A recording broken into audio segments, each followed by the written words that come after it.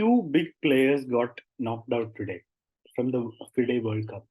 Today was the second game of round two. In the first game of round two, Shakriyar had drawn the game against Tin Jingyao. And the other player I'm talking about is Nodirbek Abdusattorov, who had also drawn the first game of round two.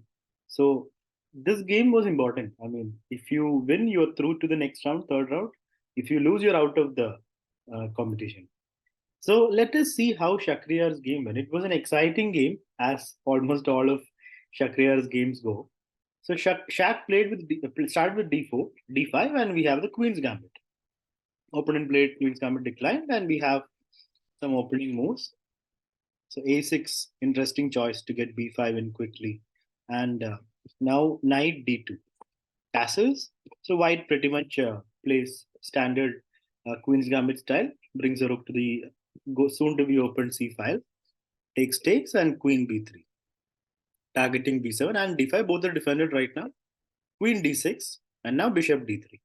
So to people who haven't seen Shakh's games, it might seem like he's going to castle next move, right? For he opponent played rook b, and now castling would be a normal choice here, right? Black is preparing b5 and bishop b7 or bishop g4, just gaining space.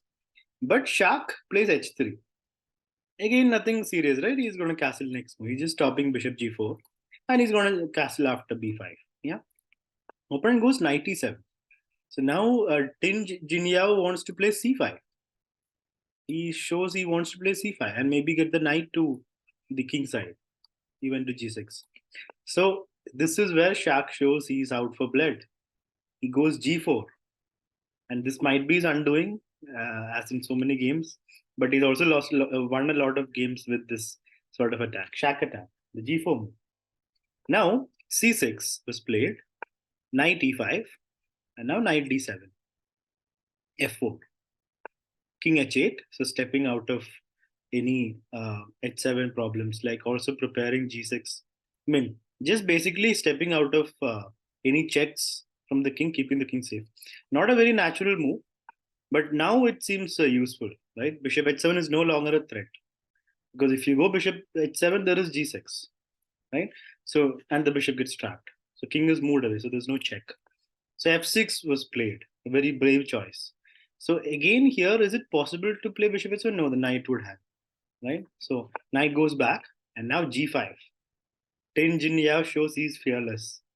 He goes for g5. So this is why it moved his king, so that when the g file opens, we can use it with the rook. So what is the point? If pawn takes, there's queen g3. That's his point. White's king is stuck in the center. Castles was played by Shakh, a very human move. The computer's best move was here f5, allowing queen g3. No human is going to play that, and king d1, right? But okay, castle is a very natural move. So position seems fine for Shakh. Takes, still fine. And now f4 got taken. So it's now black the pawn up.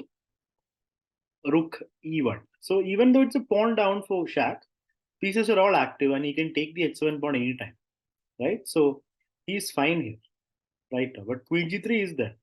And after king moves, queen takes, knight h2 is going to happen. So the game is going to become really complicated and unpredictable.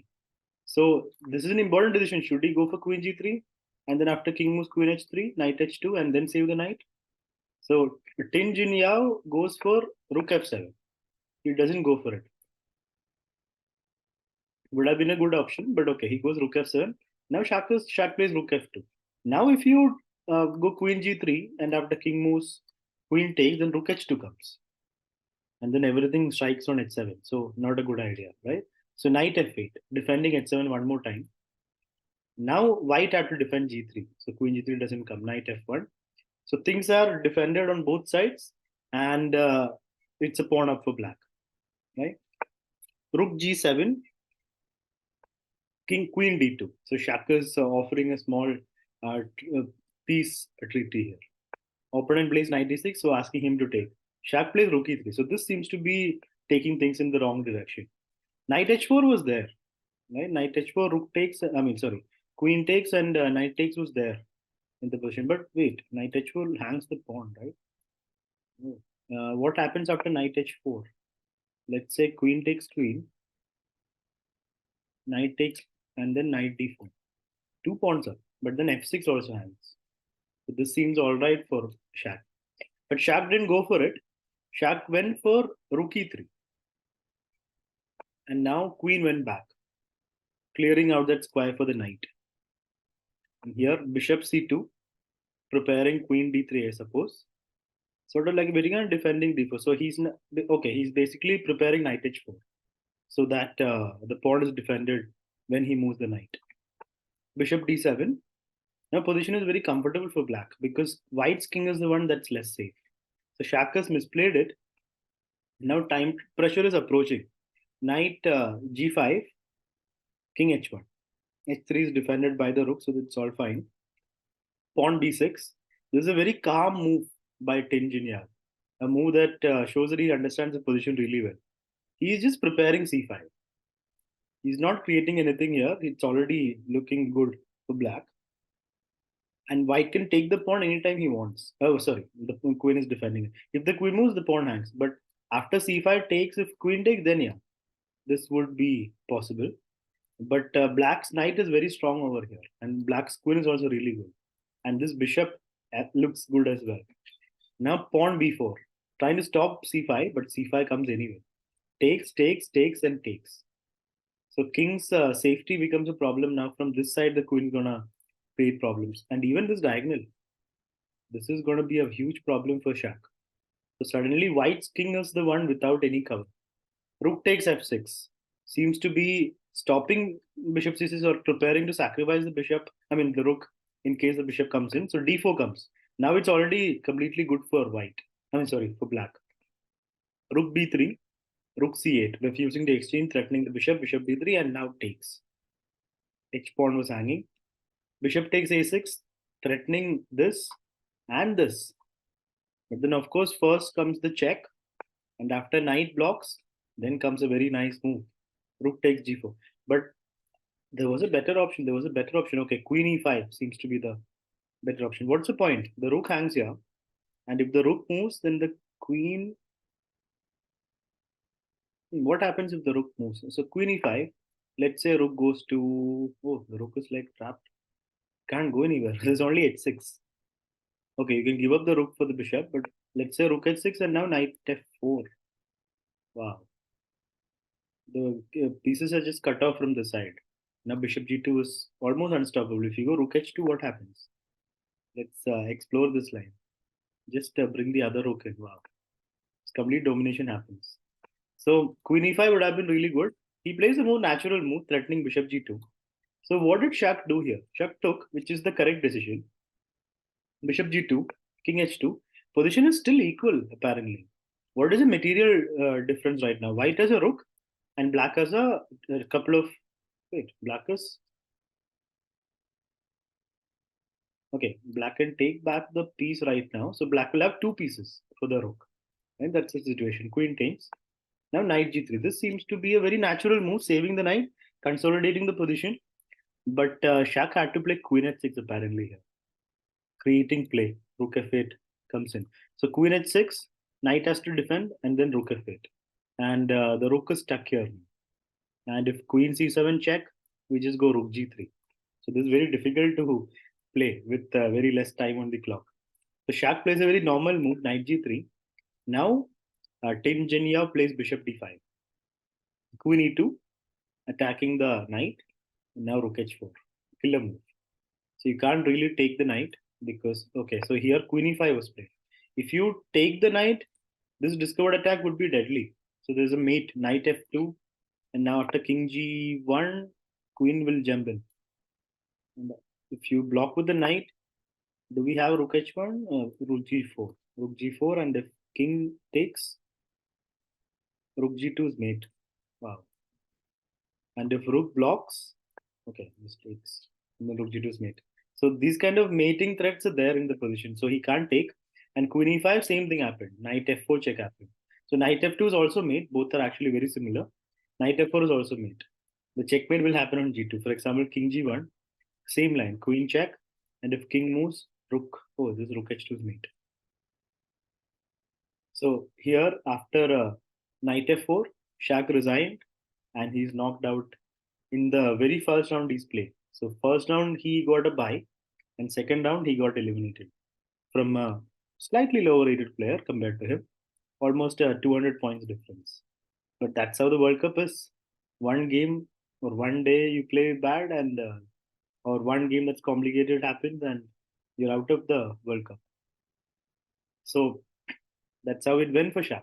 Now let's see how the young sensation Nodirbek Abdusattorov, how did he get knocked out? Nodirbek Abdusattorov also played the Queen's Gambit, and this time Sanal Wahab from Turkey, who was around 150 points below him, played the Slav defense. Knight f3, knight f6, and knight c3, e6. So semi-Slav it is now. Bishop g5, bishop e7. Now it's become the Queen's Gambit declined regular line. And e3, h6, and bishop came to f4.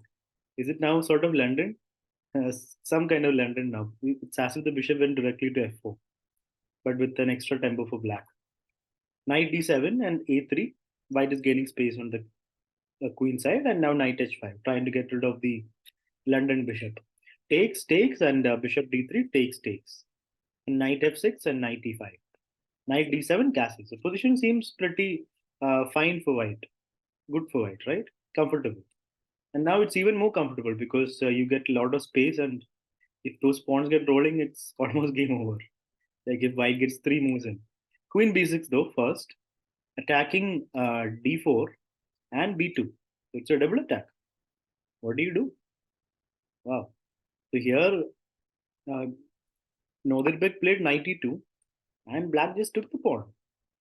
Again, a fearless play from Sanal. Is the pawn poisoned? He can't really trap the queen or do any tactic to the king. So Nodirbek just goes for the natural play f4, gaining space, and black plays f5. So practically a very nice move, because if you let f5 happen, then it's time to pray after that. So f5, stopping white's f5, but takes with the king in the middle. Again, pretty brave. And now, what was the correct decision here? Nodirbek had to play rook b1, and after queen takes a3, the en passant is no longer possible, but maybe knight g3, queen c2, asking him to play g6. Wow. Queen c2 attacks f5. Let's say if g6, what happens? Knight g. Oh, then queen gets trapped. Wow. Wow, this is a nice queen trap. And after queen b4, just rook b1. And the queen is trapped. That's a good one. Queen c2 is a very quiet move that threatens the pawn, but it's also preparing the queen trap. So these ideas were possible. Rook b1 was possible, but it takes. Now black seems to be slightly better. It's difficult to see how black is better. Like the king is stuck in the middle. White's pieces are all good. And now f5. Basically cementing this bishop here, but it also limits its scope if it wants to come back and be used in some other ways. So f5. But the good thing is e8 square is covered. So the e file will always be white's. Even if a queen goes here later or a rook goes there, can't be challenged. b6. So he's preparing to bring the bishop out this way, and also to make a safe haven for his king. Somewhere useful, somewhere safe. Queen d3, stopping bishop a6. Queen b5. Again, white wouldn't want to exchange queens. He's a pawn down. Queen e3, bishop d7. King h1, getting out of dodge. King c7, king finds safe haven there. Now knight f4. So position is still comfortable for white, right? Because you remember you can't play rook e8. If black can play rook e8, everything is great for black. But white has a good set of pieces. Black has a bishop pair and pressure on d4, and king is now safe. But white has got good pieces, even though it's a pawn down for white. Queen a4, and now rook d1, defending the pawn. I mean, necessity.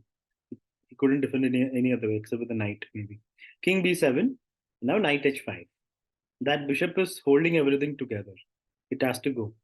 So Nodirbek takes it and now gets a queen in. Okay, he plays rook e1 first and h3 also.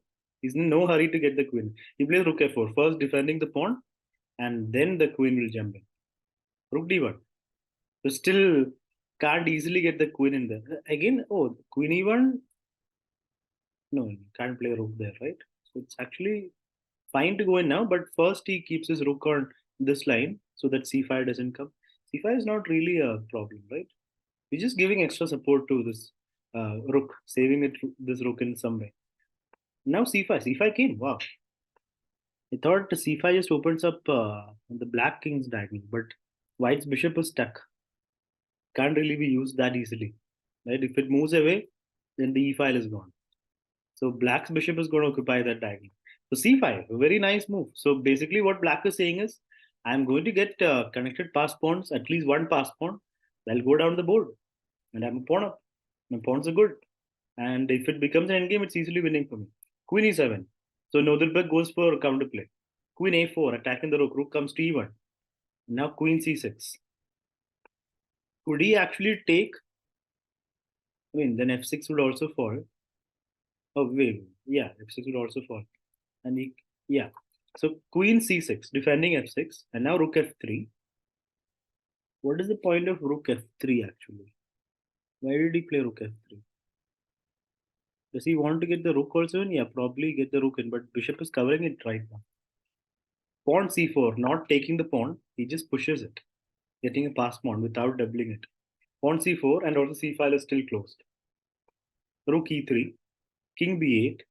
So what is this position like? White has got seemingly active pieces, but black has a pass pawn. Black's plan is pretty simple. Just get support for this pawn and keep pushing it till it becomes pretty dangerous. And any entry is stopped by the bishop. So here Nodirbek is in trouble. The position is very difficult. And this bishop that looks good is also bad. So here the correct move would have been queen g7, attacking. Pretty much he wants to get the other rook, and that is what computer wants here. But Nodirbek played this committal move, rook e6, going in, sacrificing an exchange. But is it worth it? Black says no. I'm just going to push the pawn. Is pushing the pawn, and now takes queen d6, probably preparing rook f8. Rook c1, attacking the pawn. Rook c8, defending the pawn. Oh, here takes. The pawn got taken, but position is still exchange up, right? So Nodirbek had exchanged the sack, and that is still very valuable. The rook is doing good, and now takes, but then queen takes. Everything got exchanged. The extra pawns here and there that were passed got exchanged, and now queen g5. What's he trying to do? Just bringing the queen back, keeping the queen honest to d5, but rook takes a3. The rook shows why it's more powerful than the bishop. h4. Now Nodirbek is in very helpless state now. He's just pushing the h pawn, which is very little counterplay, but too slow. Queen d6, preparing rook g3. Deadly threats. Queen c1, and now queen g3. Here he resigned because rook e3 is going to come. h4 is hanging first of all, and rook e3, rook e1 is unstoppable. And the bishop is hanging as well. So it was that this position became really good for black, and that's why Nodirbek had to give up his exchange. I mean, he could still fight on with queen g7, but the top players don't like to be under pressure, right? They do well under pressure as well, but strange things happen when you're under pressure sometimes. He goes rook e6, and that cost him. So, good game by Sanil, and that's how Nodirbek Abdusattorov got eliminated from Uzbekistan. Uzbekistan number one, I believe. So, two top players, two 2700 plus Super GMs, got knocked out from the FIDE World Cup, and tomorrow is the tiebreak of round two, and then comes round three. So it's going to be exciting as more people get knocked out. Very few people will be left, and then it's going to be the best versus best in all the boards. It's going to be exciting few days coming up in the FIDE World Cup from Azerbaijan.